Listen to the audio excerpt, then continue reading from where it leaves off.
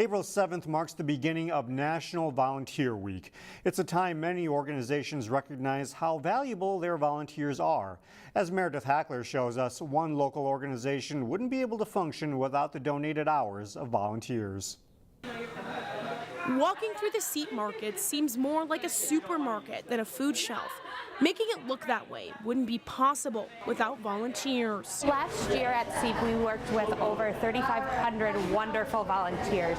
Together, they contributed to over 27,000 hours, which is really important to the work that we do. We have about 15 full-time employees here at CEAP, so if we equate the volunteer hours of their 27,000 to full-time employees, they add an extra 13 full-time employees to our staff. From everyday help to special events, CEAP uses volunteers for a majority of the activities and events it holds.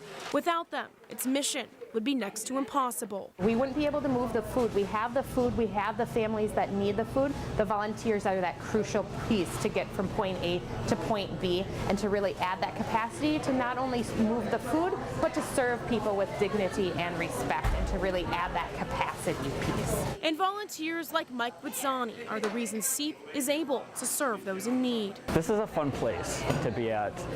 It's doing good for the community, but the group that we've had for the whole year that I've been here, and we just have a lot of fun joking around and getting something accomplished at the same time. Mike says his faith is what drove him to volunteer. I'm a faith-based person, and so I really believe that God has put me here, and knowing that God feeds his children, he takes care of his children, this is just one way of me being able to help out as part of my responsibility back to my faith.